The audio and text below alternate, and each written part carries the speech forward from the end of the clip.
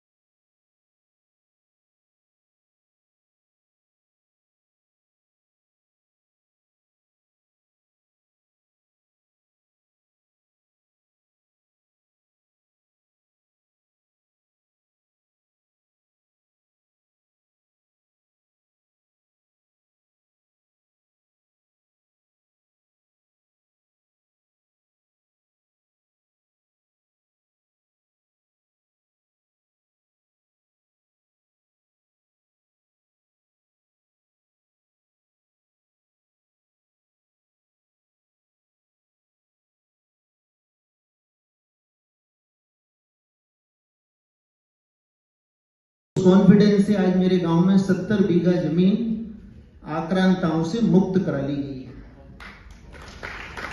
मेरे गांव में एचडी कैमरे लगे हुए हैं। कोई भी घटना करने से पहले व्यक्ति सोचता है और मेरे पास हर पार्टी से संदेश आते हैं कि साहब आपका इरादा क्या है, आप चाहते क्या हो। तो मैं उनसे यही कहता हूं कि सफाई चल रही है देश में, तो सफाई ही चाहता हूं। इसके अलावा इस क्षेत्र में जाने का अभी कोई प्रोग्राम नहीं है, लेकिन अगर प्रभु ने चाहा तो देखा जाएगा।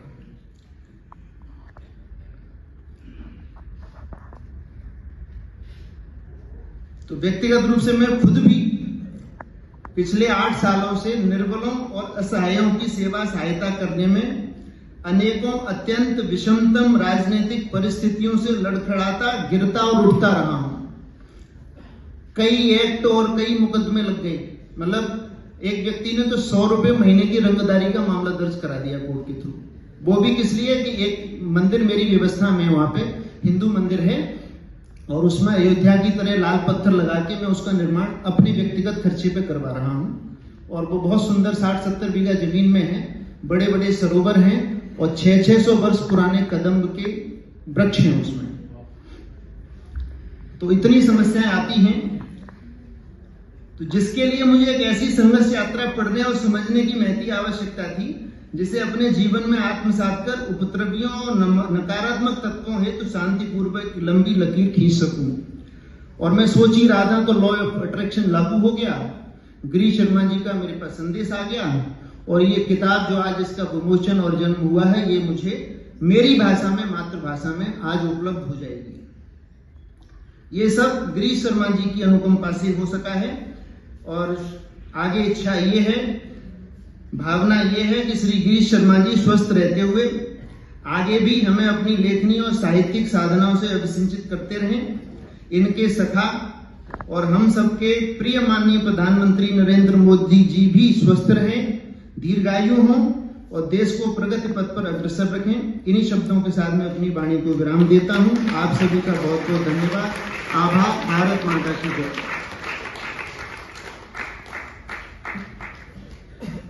Thank you very much, sir.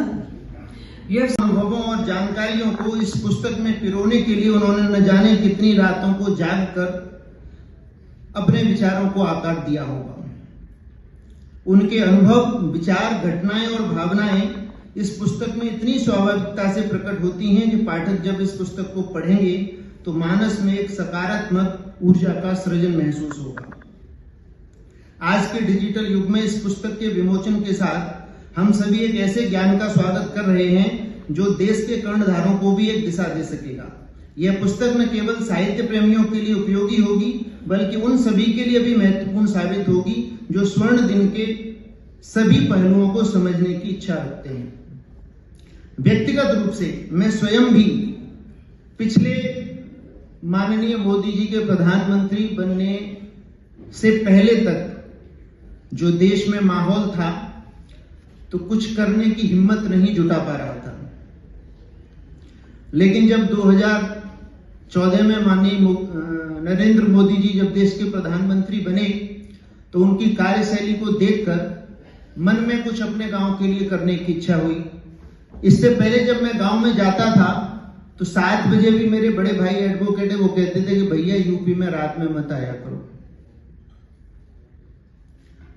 और उनके प्रधानमंत्री बनने के बाद मैं रात को 2 बजे, 3 बजे, 4 बजे, 5 बजे पहुंच जाता हूं। जो पहले का गांव मैंने जिया है और जो अब गांव की व्यवस्थाएं बन गई हैं, जो मानव जीवन जितना सरल और सुलभ हो गया है, उसमें जमीन आसमान का अंतर है। और जब हम किसी काम को करने निकलते हैं, अभी बीच में विकास भाई ने मुझे संदेश दिया कि आदरणीय गिरीश जी ने कहा है कि एक कार्यक्रम में है, वहां पे आना है। तो मैंने कहा भी मैं तो गांव का आदमी हूं, बहुत ज्यादा इन दस्तूरों में पहुंच नहीं पाता, थोड़ी झिझक होती है। तो फिर भी इन्होंने मेरे से नाम ले लिया और जब मेरे को कार्ड भेजा तो उन्होंने मुझे कार्यक्रम अध्यक्ष के पद पर बिठा दिया। बहुत बहुत धन्यवाद गिरीश जी। तो जब मैं काम करने के लिए गांव में गया, ऊर्जा कहां से मिली? मेरा ऐसा मानना है कि बहुत ज्यादा किताबें पढ़ने से अच्छा है कि उन किताबों को अपने अंदर आत्मसात कर लिया जाए। और गांव से शहर में आके मैं सन 1992 में दिल्ली आया था और कई कारोबार करने के बाद जब मैं पत्रकारिता और प्रकाशन व्यवसाय में गया, दुर्भाग्य से या सौभाग्य से मेरा जन्मांक मूलांक सद्दाम हुसैन और हिटलर से मिलता है। और सोशल मीडिया पे एकमात्र मैं शैलेंद्र जैन अप्रिय के नाम से मिलता हूं। शैलेंद्र जैन अप्रिय जी। वो इसलिए कि जब मैं सच बोलता हूं तो बात किसी को प्रिय नहीं लगती। तो जब मैंने वो पत्रकारिता में आया तो लोग अक्सर होता है जब सच खबर छपती है तो पहले फोन करते हैं, धमकाते हैं। अब वो दुर्भाग्य से मेरा जो मूलांक और जन्मांक है तो मैं डरता नहीं किसी से, तो वो चलता गया। कोई मेरा बैकग्राउंड नहीं था पत्रकारिता का, एक्सीडेंटली मैं आ गया इसमें। तो उस समय पे वो विमान अपहरण कांड हुआ, खबर छपी, खबर छपने के बाद बड़ा बवाल हुआ। मेरा ऑफिस न्यू फ्रेंड्स कॉलोनी में था, तो मैंने कैमरे लगा रखे थे। पता चला कि वहां पे हमला हो गया और मैं ऑफिस में मौजूद था। जब हमला हो गया तो 15 मिनट में वो अपना कार्यक्रम करके चले गए, पुलिस आ गई। उसके बाद मेरे नंबर पे फोन आया, बोले ये तो ट्रेलर था, आगे। तो मैंने कहा ट्रेलर तो अब हम दिखाएंगे, हमारा भी ये ट्रेलर था, अब आगे हम दिखाते हैं आपको। उसके बाद विश्व का कोई देश नहीं है और कैसी भाषा नहीं है जहां से मेरे पास मेरे फोन पे धमकियां नहीं आती थी। दिल्ली पुलिस ने कहा कि हम आपको सुरक्षा नहीं दे पाएंगे, आप यहां से आए तो INS जाइए या फिर प्रेस एरिया ITO पे जाइए। तो 20 साल से मेरा ऑफिस प्रताप भवन में है। तो सारे काम करने के बाद उस व्यक्ति ने, जिसका नाम अब्दुल्ला मदनी है, और वो पूर्वी उत्तर प्रदेश में जो नेपालवर्ती जिले हैं उनके कार्यक्रमों में यहाँ हिंदुस्तान के लोग उसे मुख्य अतिथि के तौर पर बुलाते थे। और मेरे पत्रकारों ने वहां पे सारी वीडियो रिकॉर्डिंग करा के वो सारी स्टोरी तैयार की थी और लास्ट में उसके नाम से छाप दिया था। और मेरे पास उस समय प्रेस नहीं थी, अब तो प्रभु कृपा से 2 प्रेस हैं। तो मेरा अखबार अमर उजाला में छपता था। अतुल माहेश्वरी जी का फोन आया कि जैन साहब ये क्या कर दिया। तो मैंने कहा अपना फैक्स नंबर दीजिए, तो फैक्स चलता था। तो मैं स्टैम्प पेपर अपने पास रखता था। मैंने उनको इंडेमनीफाई कर दिया उसी पर कि सारी जिम्मेदारी मेरी, आपने तो सिर्फ छापा है। जब उसका कहीं कोई व्यवस्था नहीं बनी तो लास्टली उसने दिल्ली हाई कोर्ट में 11 करोड़ का मुकदमा मेरे ऊपर दागा सन 2004 में।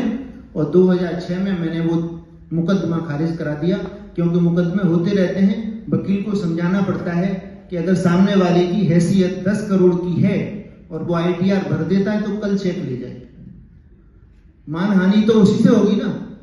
तो बहरहाल वो मैं मुकदमा जीत गया। और बोलूंगा तो बहुत समय लग जाएगा। गांव में भी जब मैंने ये सोचा कि जब देश को इतना बड़ा हीरा मिला है, कोहिनूर मिला है, तो मैं बातें न करके मैं कुछ काम करता हूं। तो मैं अपने गांव पहुंचा और गांव के लोगों के साथ दिक्कत क्या है कि वहां पर हर तरह के लोग होते हैं। और मैंने ये देखा है, हालांकि हम में से बहुतों की पृष्ठभूमि गांव से होगी, कि शहर में आने के बाद गांव भूल जाते हैं। और जब गांव का आदमी हमारे पास आता है ना, तो उसे सम्मान नहीं दे पाते। तो मैंने वहां जा जाके रात के 2-2 बजे तक उनके बीच बैठना शुरू किया और लोग जाते नहीं थे। और जब मैं दिल्ली के लिए निकलता था तो लोग रोने लगते, क्योंकि उनके साथ तब तक बैठना जब तक उनका मन न भर जाए, वैसी ही बात करना जो उन्हें अच्छी लगती है, उनके अंदर वो कॉन्फिडेंस। हाय गाइस, मैं हूं परम सिंह। नमस्कार दोस्तों, मैं हूं मुकेश ऋषि। हाय, मैं हूं गोविंद नामदेव। नमस्कार, मैं हूं विक्रम भट्ट। हाय, मैं हूं नीरज सूद और आप देख रहे हैं और आप लोग देख रहे हैं और आप देख रहे हैं न्यूज़पोर्ट.com।